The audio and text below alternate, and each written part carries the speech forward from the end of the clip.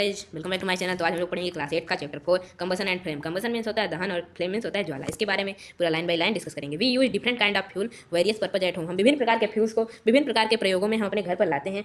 In industry और इंडस्ट्रियों में, फैक्ट्रियों में एंड फॉर रनिंग ऑटोमोबाइल्स, और यहाँ तक कि ऑटोमोबाइल को, बड़ी बड़ी गाड़ियों को रन करने चलाने में। Can you name few fuels used in your homes? क्या तुम बता सकते हो कि हमारे घरों में जो कुछ फ्यूल्स उपयोग होते हैं उनके क्या क्या नाम है? Name of few fuels used in trade and industry. कुछ ऐसे जो व्यापार करने में, जिनका व्यापार होता है, और इंडस्ट्री में उनका प्रयोग होता है, उनके भी नाम बताइए। What fuel are used to running automobiles? ऐसे फ्यूल्स का नाम भी बताइए जिनका प्रयोग ऑटोमोबाइल्स को चलाने के लिए किया जाता है। Your list will contain fuel like cow dung. आपका काउडंग जैसे गाय का गोबर, वुड लकड़ी, कोल कोयला, चारकोल भी कोयला भी होता है, petrol, diesel, compressed natural gas, CNG, ETC. ये कुछ उस फ्यूल्स के उदाहरण थे। You are familiar with burning of a candle. आप कैंडल को जलते हुए जरूर देखे होंगे। What difference between the burning of candle and the burning of fuel like coal? आप बता सकते हैं कि उसमें जब कोई कोयला जलता है और एक कैंडल मोमबत्ती जलती है, दोनों में क्या अंतर रहता है? Maybe you were able to guess right. आप हो सकता है सही अनुमान लगा लें। Candles burn with flame. Candle जो होती है वो फ्लेम ज्वाला के साथ जलती है, whereas coal does not, और वहीं कोल नहीं। सिमिलरली उसी प्रकार you will find many other material burning without flame. आपने कुछ ऐसे दूसरे ऐसे मटेरियल्स को भी देखा होगा जो बिना फ्लेम के बारे में जलते हैं। Let us study about chemical process of burning and types of flame produce during this process. Types of flame के बारे में चर्चा करेंगे और कुछ केमिकल प्रोसेस जिसके द्वारा बर्न होता है उसके बारे में चर्चा करेंगे। पहले ये जान लेते हैं कि कंबसन क्या होता है। What is combustion? Recall the activity of burning magnesium river perform VII। Class 7th में आपको कोई क्रिटिकल करवाया गया होगा जिसमें मैग्नीशियम रिबन को बर्न किया गया होगा। वी लर्न, हमने सीखा that magnesium burn to form magnesium oxide and produce heat and light. जब मैग्नीशियम बढ़ता है, मैग्नीशियम रिबन जब जलता है तो क्या निकलता है? उसमें से मैग्नीशियम ऑक्साइड निकलता है, हीट एंड लाइट प्रोड्यूस करता है। We can perform similar activity with a piece of charcoal. यदि हम चारकोल को जलाते हैं, hold the piece with a pair of tongs. उसे चमचे से पकड़ कर रखिए। Bring it near the flame of a candle. उसे कैंडल के फ्लेम के पास ले जाइए। एंड और अ बंसेन बर्नर, या कोई जलता हुआ बंसेन के पास ले जाइए। What do we observe? हम क्या देखेंगे? वी फाइंड दैट, हमने पाया चारकोल्स बर्न इन एयर। जो चारकोल है हवा में ही जल गया।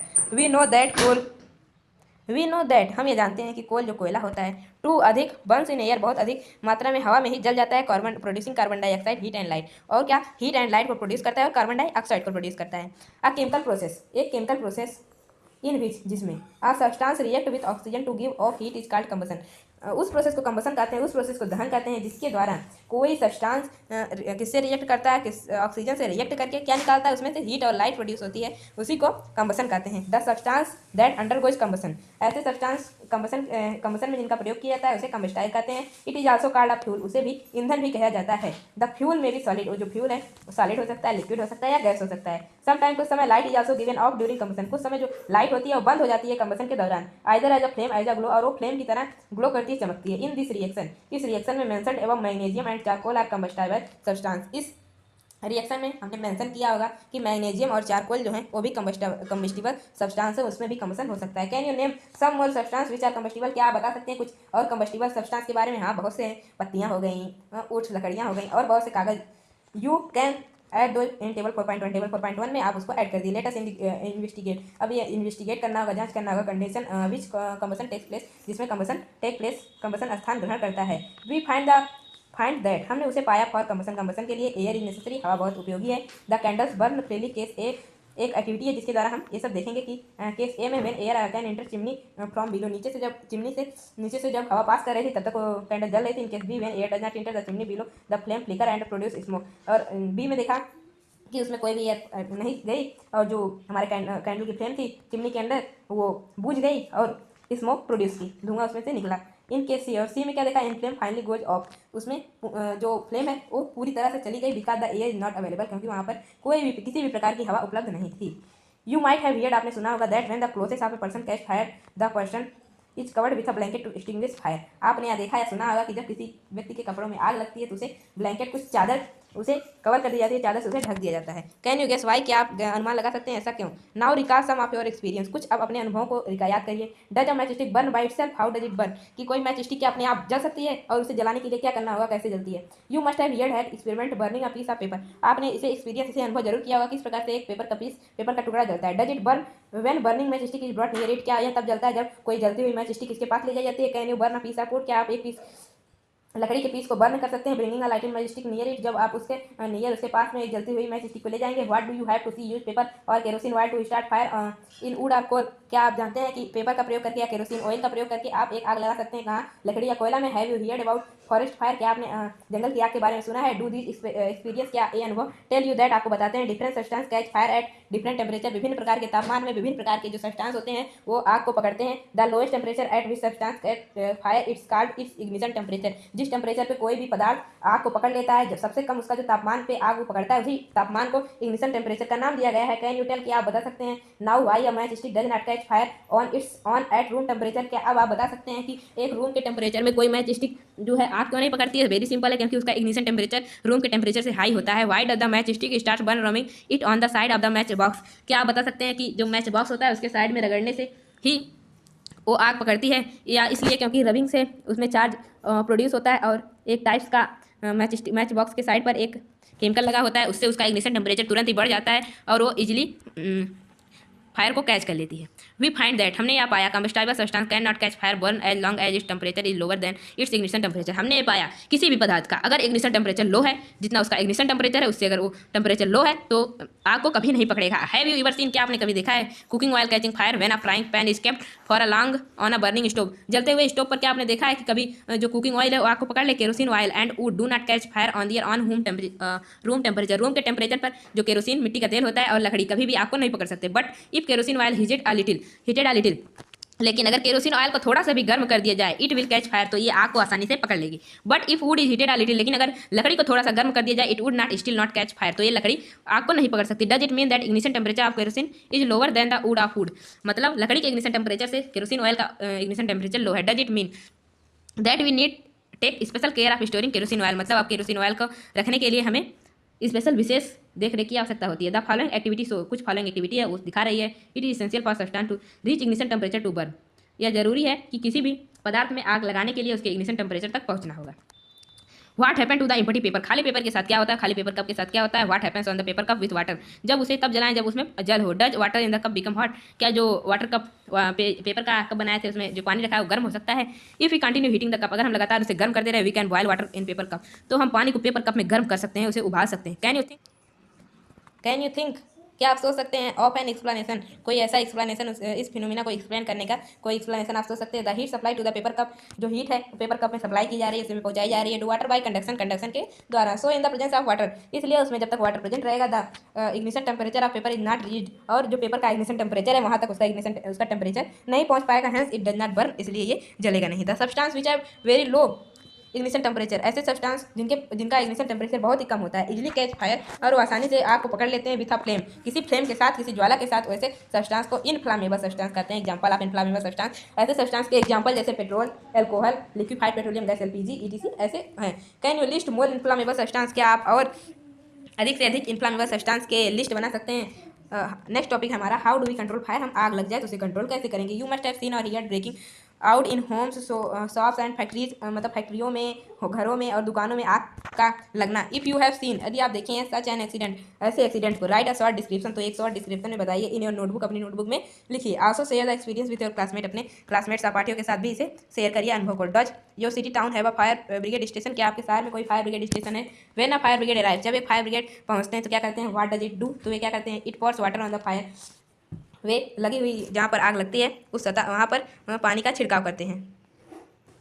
Water cools the combustible material, जो कम्बस्टाइल मटेरियल होता है उसको ठंडा कर देता है पानी, so that its temperature brought below the ignition temperature, उसके बाद उस पदार्थ का इग्निशन टेम्परेचर बहुत लो हो जाता है, कम हो जाता है। This prevent the fire from spreading, ये आग को फैलने से बचाता है। Water vapour also surrounded the combustible material, combustible material के चारों ओर जो वाटर वेपर है वो छा जाते हैं। Helping in the cutting of supply of air, इससे क्या होता है? एयर की सप्लाई बंद हो जाती है, द फायर एक्सटिंग्विश्ड, और जो आग है बुझ जाती है। यू मस्ट हैव लर्न, आपने यह सीखा होगा। There are 3 essential requirement for producing fire, आग को जलाने के लिए 3 विशेष रिक्वायरमेंट की आवश्यकता होती है। Can you list this requirement, क्या आप इनकी लिस्ट बना सकते हैं?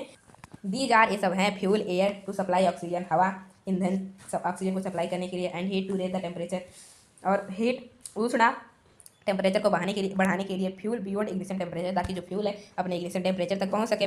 Fire can be controlled by removing one और मोर दीज रिक्वायरमेंट, उसकी एक या एक अधिक रिक्वायरमेंट को वहां से हटा के, वहां से दूर करके आग को रोका जा सकता है।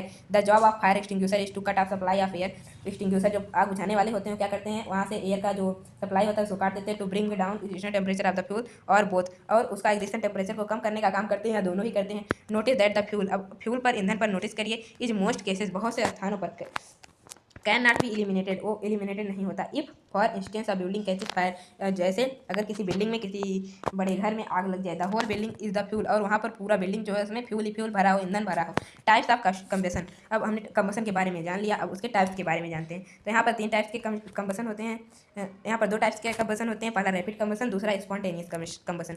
Burning, bring a burning match stick, कोई जलती हुई मैच स्टिक को लाइए और गैस लाइटर या गैस लाइटर को नियर अ गैस स्टोव के पास ले जाइए इन द किचन में। Turn on the knob of gas stove, और जो गैस स्टोव का नोब होता है उसको उठाइए। व्हाट डू यू ऑब्जर्व, आप क्या देखेंगे। We find that gas burns rapidly, हमने देखा कि जो गैस है वो आसानी से जल गई, उसमें आग पकड़ ली। प्रोड्यूसर्स हीट एंड लाइट, और उसमें से हीट और लाइट निकलने लगी। Such combustion is known as rapid combustion, ऐसे कंबसन को रैपिड कंबसन कहते हैं, मतलब ऐसे कंबसन जो जल्दी से रैपिडली फास्टली आग को कैच कर लें और हीट एंड लाइट प्रोड्यूस करने लगे। There are substance like phosphorus which burns in air at room temperature, जो फास्फोरस होता है रूम टेम्परेचर में फायर को कैच कर सकता है, और उसका जो कंबसन है उसमें रैपिड कंबसन होगा। The type of combustion in which a material suddenly bursts into flame, ऐसे टाइप में जिसमें कोई एक मटेरियल हो वो अचानक से ज्वाला में परिवर्तित हो जाए, ज्वाला में बदल जाए, without an application of any apparent causes, बिना दूसरे एप्लीकेशन की सहायता से, स्पॉन्टेनियस कंबसन, उसे स्पॉन्टेनियस कंबसन कहते हैं। वी जनरली है फायरवर्क्स, हमने फायरवर्क्स में देखा होगा फेस्टिवल डे, त्योहारों में, when a cracker is ignited, जब कोई पटाखे में आग लगाई जाती है। A sudden reaction take place, अचानक से एक रिएक्शन टेक प्लेस करता है, with the evolute of heat, और क्या करता है उसमें से heat and light and sound के साथ वो फटता है। A large amount of gas form in the reaction liberated, इस रिएक्शन के दौरान बहुत ही अधिक मात्रा में गैसेज निकलती हैं। सच आ रिएक्शन कॉल्ड एक्सप्लोजन, ऐसे ही रिएक्शन को एक्सप्लोजन कहते हैं, फटना धमाके के साथ। Explosion can take place it pressure is applied on the cracker, ये इस कारण होता है क्योंकि वहाँ पर प्रेशर बहुत अधिक मात्रा में लगता है। नेक्स्ट टॉपिक हमारा फ्लेम, ऑब्जर्व एंड फ्लेम, एक किसी फ्लेम को ऑब्जर्व करिए, देखिए। Can you tell the colour of flame, क्या आप उसके कलर को बता सकते हैं। What is the colour of candle flame, जो कैंडल चलती है उसका फ्लेम का ज्वाला का क्या रंग हो सकता है। Recall your experience burning a magnesium ribbon in class VII, आपने क्लास 7 में जो मैग्नीशियम रिबन बनाया जलाया था उसका क्या रंग था जलने का, उसकी ज्वाला का। इफ़ यू डोंट एक्सपीरियंस, यदि आपके पास कोई एक्सपीरियंस नहीं है, अनुभव नहीं है, बर्निंग द रिमेनिंग आइटम, तो जो 4.2 के टेबल में कुछ आइटम दिए गए हैं उन्हें जलाइए और रिकॉर्ड करिए। Record your observation mentioned whether on burning the material flame और नॉट, और उसमें से ये भी बताइए कि जो जब जलेंगे तो उसमें से फ्लेम निकलेगी या नहीं निकलेगी। नेक्स्ट टॉपिक हमारा स्ट्रक्चर ऑफ फ्लेम, मतलब फ्लेम जो ज्वाला होती है उसकी बनावट। द सब्सटेंस विच वेपराइज, ऐसे पदार्थ जो वेपर के रूप में बनते हैं ड्यूरिंग बर्निंग, जलने के समय गिव फ्लेम, वो क्या देते हैं, ज्वाला देते हैं। फॉर एग्जाम्पल के लिए kerosene oil and molten wax rise through the wick are vaporize during burning, वो जलते समय वेपराइज भी होते हैं। Charcoal on the other hand, जो चारकोल होता है डज नॉट वेपराइज, वेपराइज नहीं होता है और इसे प्रोड्यूस नहीं करता, किसी फ्लेम को प्रोड्यूस नहीं करता है। 4.5 की एक्टिविटी में put the vapour of wax coming out the glass tube B the cage of flame produced. Figure 4 activity 4.5 में जब वैक्स को जलाया जाता है तो उसमें से वेपर निकलता है ग्लास ट्यूब में, हम आसानी से उसे देख सकते हैं। When the candle flame is study, जब कैंडल फ्लेम को स्टडी साधारणता से उसे रख दिया जाए। इंट्रोड्यूस अ क्लीन ग्लास, किसी साफ ग्लास के प्लेट में slide into the luminous zone, और उसका ल्यूमिनस जोन को देखा जाए। द फ्लेम, उसके फ्लेम को hold it there pair of tongs, उसे चिमटे से किसी टंग से पकड़िए अबाउट 10 सेकेंड 10 सेकेंड तक। देन रिमूव इट, उसके बाद इसे हटा लीजिए। व्हाट डू यू ऑब्जर्व, आपने क्या देखा। ये सर्कुलर ब्लैकिश रिंग, एक काली रिंग उससे बन जाएगी form on glass plate side, उस प्लेट के स्लाइड पर। It indicate the deposition of unburned carbon particle present in the luminous zone of the flame. इससे क्या सिद्ध होता है कि जो ल्यूमिनस जोन होता है उसमें कुछ अनबर्न्ड कार्बन के प्लास्टिक होते हैं जो उसका ऐसा रंग बनाते हैं। Hold thin long copper wire, एक कॉपर का वायर लीजिए लंबा सा इनसाइड नॉन ल्यूमिनस जोन, और उसे नॉन ल्यूमिनस जोन में डाल दीजिए। Of flame for about 30 second तक। Notice the portion of copper, अब कॉपर के पोर्शन को देखिए जहाँ पर आपने डाला था।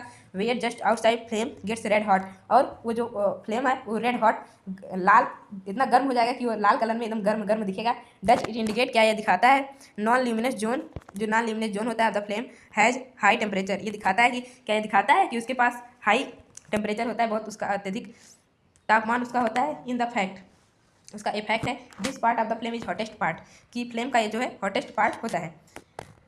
Gold Smith below outer most zone of a flame metallic blow pipe melting gold and silver, जो गोल्ड स्मिथ होते हैं, सुनार होते हैं, सोने और चांदी को पिघलाने के लिए आउटर मोस्ट जोन का प्रयोग करते हैं। Why do they outer most zone, क्या आप जानते हैं कि वे आउटर मोस्ट जोन का प्रयोग क्यों करते हैं। इसीलिए करते हैं क्योंकि उसका तापमान बहुत अधिक होता है और उसे आसानी से पिघला सकता है।